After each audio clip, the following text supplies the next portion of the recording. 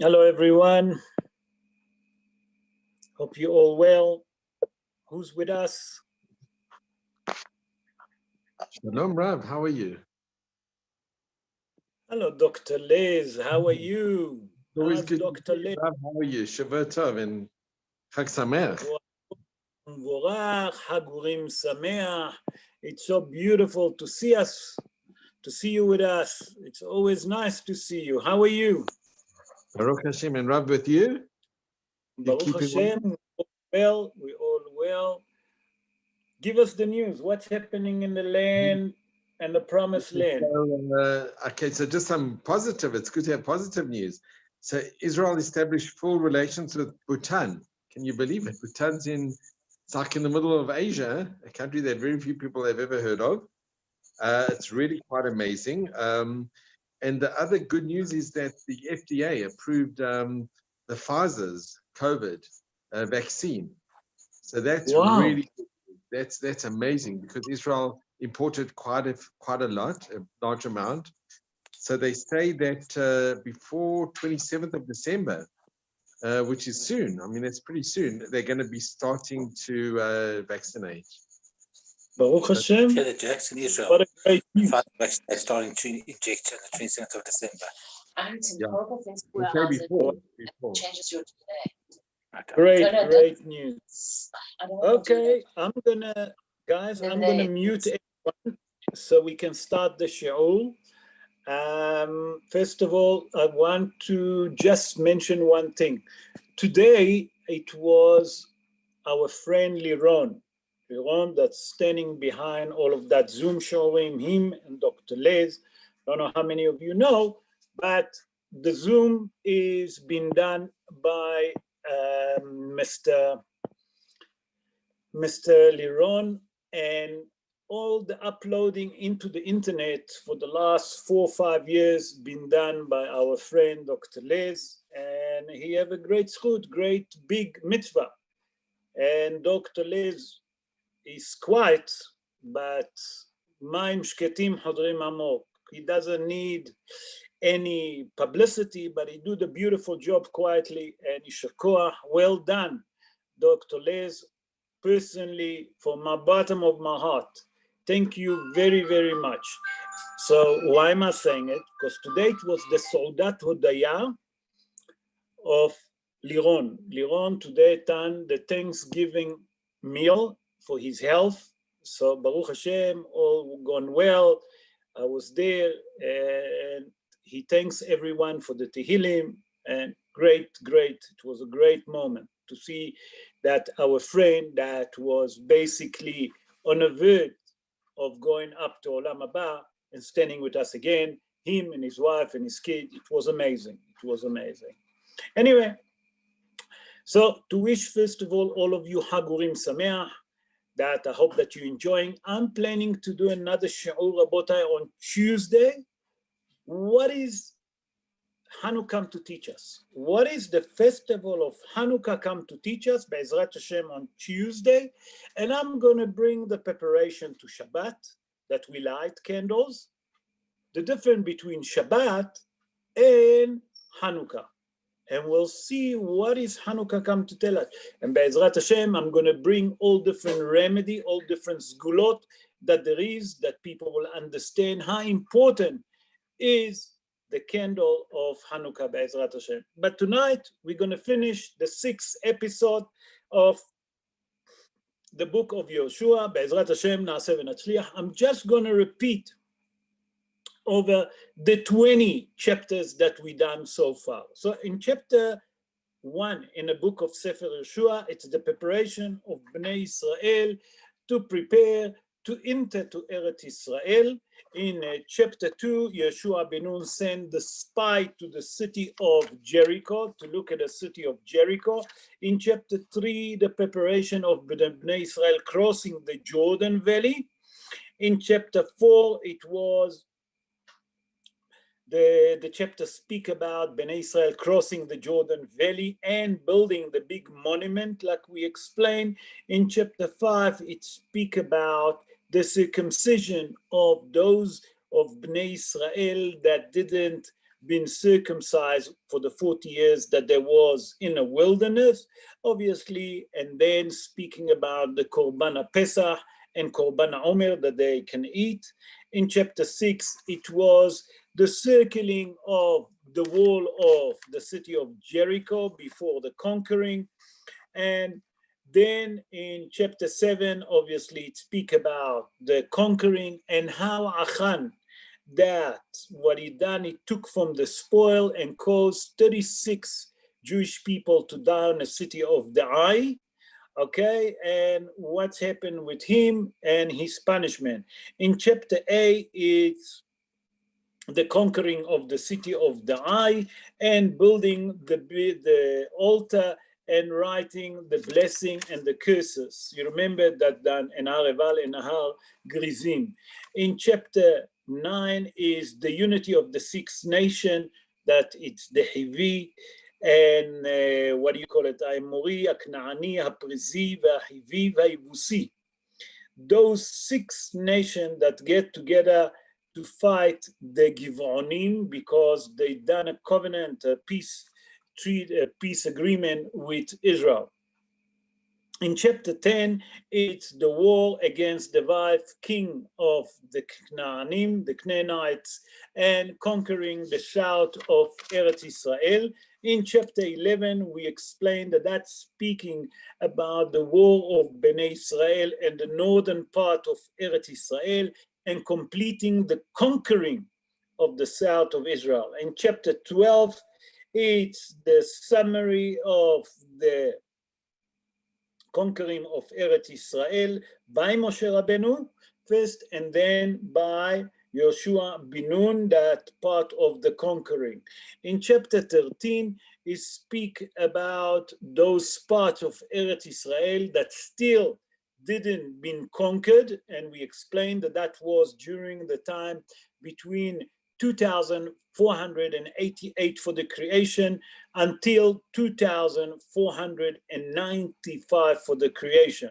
In chapter 14, it's the preparation of Bnei Israel actually to divide the land of Eretz Israel to the 9.5 tribes of Eretz Israel, and how Caleb ben Yefuneh been married to receive the city of Hebron.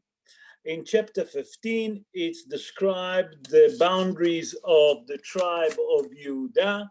In chapter 16, it's the boundaries of Shevet Ephraim. And in chapter 17, it's described the boundaries of Shevet Menashe, that then come the daughter of Tzlofhad, and requesting what promised to them inheriting the land of Eretz Israel, and also that the children of Yosef asking for extra land because the tribe was quite a big tribe, and they're asking for extra land.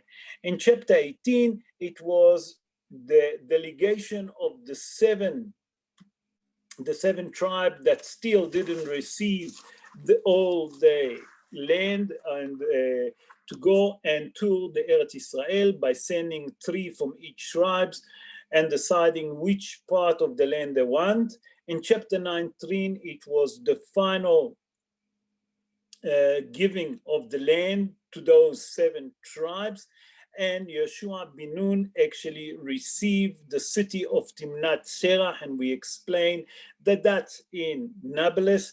Actually, it's not in Nablus, it's very close to Nablus. It's actually northwest of the city of Ariel in Eretz Israel. In chapter 20, and with that we finished last week, we spoke about the law of a person that has v'shalom killed by mistake. We explained that, and we explained the city of refuge that the children of Israel was obligated to build 3 inside Eretz Israel and 3 outside Eretz Israel, in total 6, 3 of them inside Eretz Israel, like we say, and 3 outside Eretz Israel, that by the Jordan Valley. And today we're going to start doing, and Be'ezrat Hashem will finish the last 4 chapters of the book of Yehoshua, and that will finish, Be'ezrat Hashem, the book of Yehoshua. In chapter 21, it actually speaks about the 42 cities that the Leviim actually received from Bnei Israel. What does it mean? It means that the Jewish people, okay, now when I say the Jewish people, that means that's the 9.5 tribes that was in Eretz Israel, given portion inside the heritage, inside the land to the Levite. And they're building 42 cities that belong to the Levite. In verses 1 to verses 3, we see that those verses speak that the head of the tribe of the Levy, coming to Yehoshua ben Nun and to Elazar Kohen and the head of the tribe, and sitting and asking them, please, will they be kind enough to give them a place in their heritage?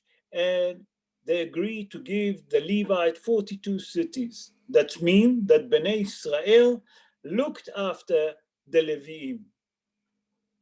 In verses 4 to 43, okay, and those verses, it's actually describe where is the 42 cities that the Levites receive in Eretz Israel. That means where can the Levites settle, okay, although that it's not their land, but they get a permission to stay in those 42 cities in Eretz Israel. In chapter 22, here we see that the returning of the 2.5 tribes back to the land, back to the places that's across the Jordan Valley. That means Shevet Reuven, Shevet Gad, and a half of the tribe of Menashe returning back to their house across the Jordan Valley outside Eretz Israel and building an altar in Glilot HaYarden. Why am I mentioning it? We'll see now.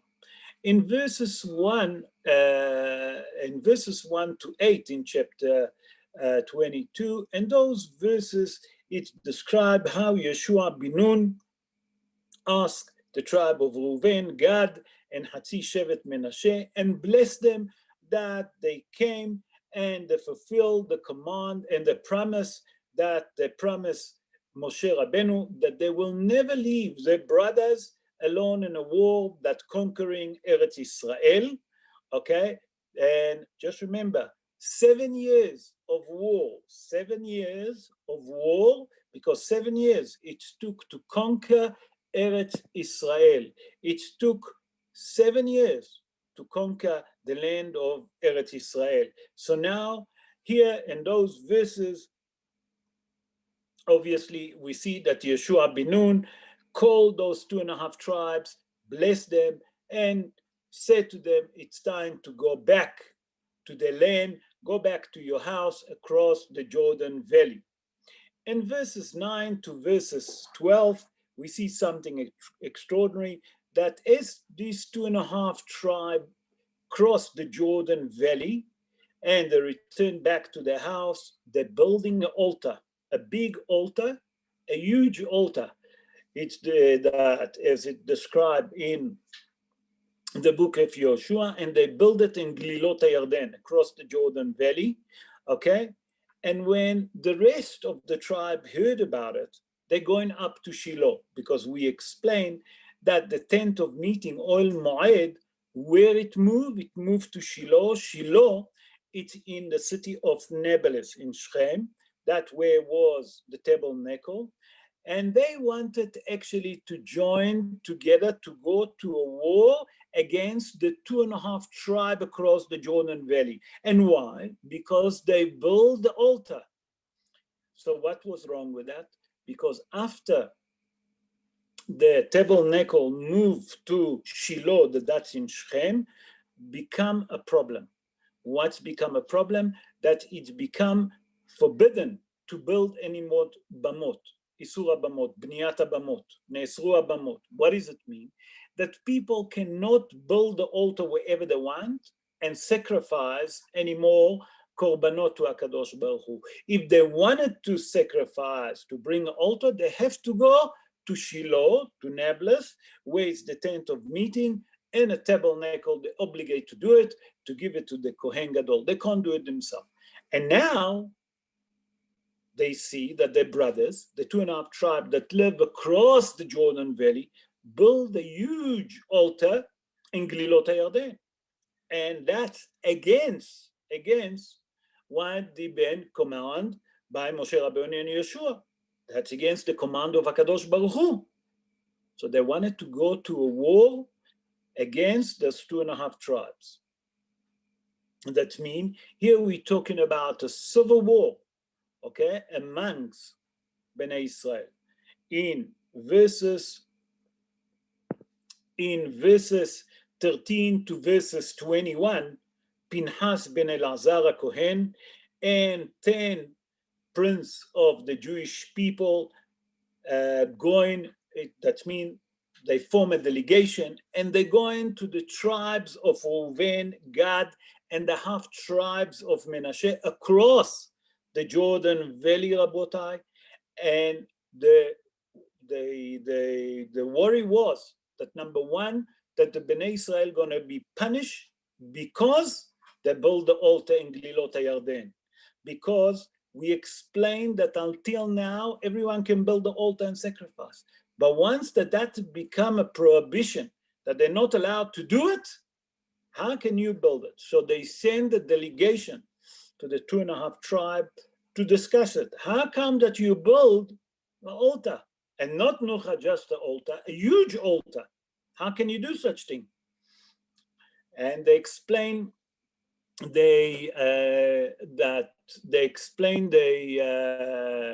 do you call it? They worries to the 2.5 tribes that they frightened that has v'shalom, that HaKadosh Baruch Hu will punish Bnei Israel. Because why? Because they didn't listen to the command to build a huge altar, and not to build any more altar. And you people across the Jordan Valley, you 2.5 tribes, build a huge altar in Glilot HaYarden. What's happening here?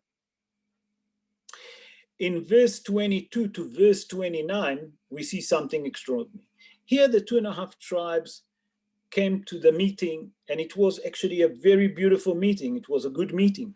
And the 2.5 tribe explained, a matter of fact, why they done what they done. The main reason that they built the altar, and they explained that the main reason that they built the huge altar across the Jordan Valley is because not to bring sacrifice on it, Has v'shalom.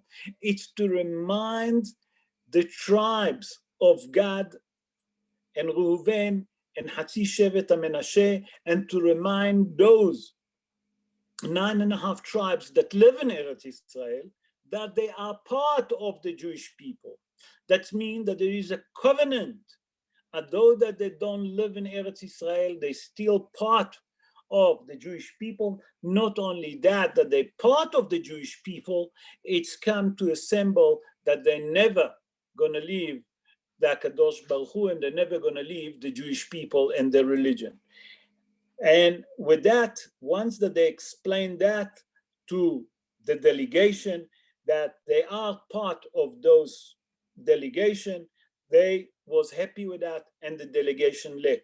In verses 30 to 34, here we see that Pinhas and the head of the tribes, when they're going to speak to them, and Elazar Kohen, they accepted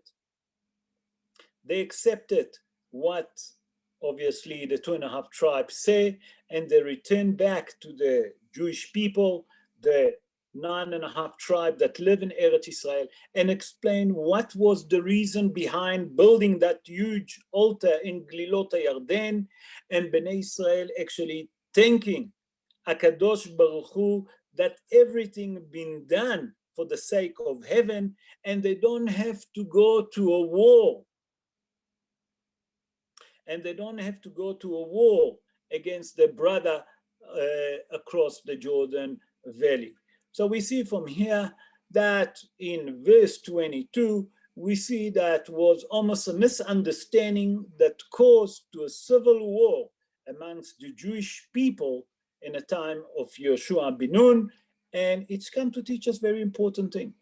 before you make a decision to go to war, to fight, maybe it's better to ask why. And quite often we get cross and upset. Maybe we should ask that person, why has he done it? Maybe you have a better reason to explain what happened. That's what we learn from chapter 22. In chapter 23, in the book of Yehoshua, we see that Yehoshua bin Nun gathered all of Bnei Israel before he died. In verses 1 to verses 16, there in those verses, Yehoshua bin Nun gathered Bnei Israel, and now he's speaking to Bnei Israel, the entire Bnei Israel, and he explained to them the miracle that HaKadosh Baruch Hu done for them for those 14 years of the first 7 years of conquering Eretz Israel, all the war that they have to fight with the people that occupied the land of Eretz Israel, Eretz Canaan, and how they win the war. How did they have to fight that difficult war and to win it?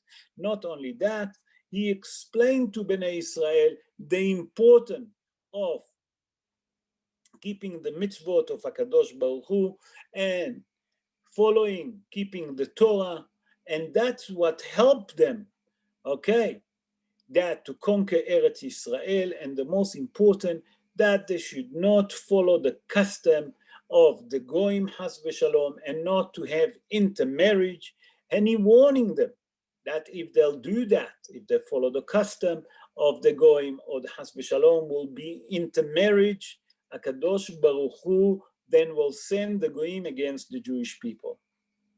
In chapter 24, and that's the final chapter in the book of Yehoshua. In that chapter, Yehoshua bin Nun actually gathered everyone to Nebelis, okay? And here he's doing a covenant between Bnei Israel and the Almighty. That's basically what's happening in chapter 24. In verses 1 to verse 13, Yehoshua bin Nun now starting to tell the Jewish people the history of the Jewish nation.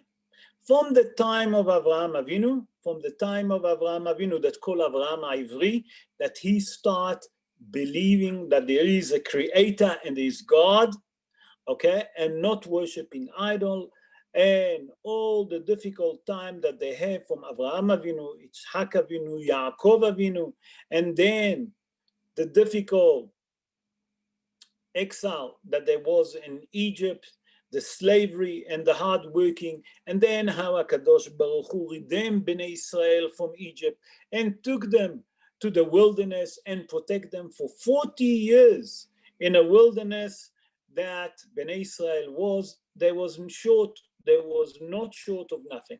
Everything was provided by HaKadosh Baruch Hu. And Yehoshua tell them the history until that day that they're standing with him there. In verses 14 to 24, in those verses, Yehoshua bin Nun now come and warning Bnei Israel not to worship any other God except the Almighty. And when you worship him simply, with no any reason to get anything back for that you're worshiping, and God forbid to have any strange thought that when you're worshiping HaKadosh Baruch Hu, to think that there is Has v'Shalom another God. In verse 25 to verse 27, Yehoshua bin Nun now making a covenant between Bnei Israel and HaKadosh Baruch Hu, and writing those things in his book, the book of Yehoshua. He writing the covenant, that how they should worship HaKadosh Baruch Hu, how they should follow his mitzvot, and how much they're obligated to believe in HaKadosh Baruch Hu only. In verses 28 to verse 30, here Yehoshua bin Nun sent Bnei Israel, each one to his own heritage, and he sent them all back to his own land. That means everyone to his own heritage that he been received. And it speaks that Yehoshua bin Nun died in the age of 110, okay, and he been buried in Timnat Serach.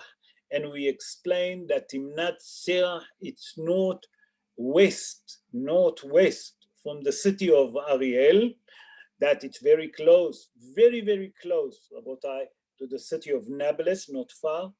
And in verse 31, it describes the era of Yehoshua ben Nun and the elderly, that how Bnei Israel worship HaKadosh Baruch Hu and follow HaKadosh Baruch Hu and follow the Holy Torah and kept the mitzvot, and how as things was going smoothly when they worship HaKadosh Baruch Hu, that HaKadosh Baruch Hu makes sure that Bnei Israel can conquer easily Eretz Israel, how things was easy for them to fight the war, and none of the Jewish people actually die except on the city of the Eye. That was because Achan took from the spoil of Jericho.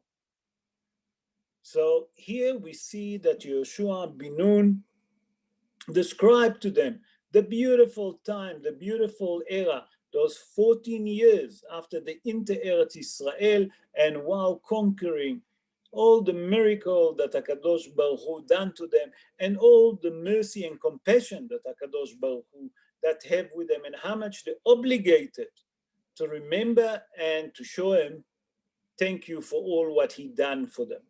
In verses 32 to verse 33, and that's the last verse of chapter 24 in the book of Yehoshua, and those verses, it's actually now describe, funny enough, the grave of Yosef HaTzadik. You remember that Bnei Israel, when they left Egypt, for 40 years in the wilderness, they carried the bone of Yosef. After that, they have to bring him and bury him. Where did they bury him? They bury him in the city of Nablus. And to remind you that we spoke about it just a week ago, that Yaakov Avinu bought the portion inside the city of Shechem and 100 kishta. That's meaning 100 kishta. Kishta, it's money that was in their time that Yaakov Avinu paid to Shechem to buy that piece of land, and in that land that he bought, you know, been buried Yosef HaTzadik. So in verses 32, it's described where Yosef HaTzadik been buried.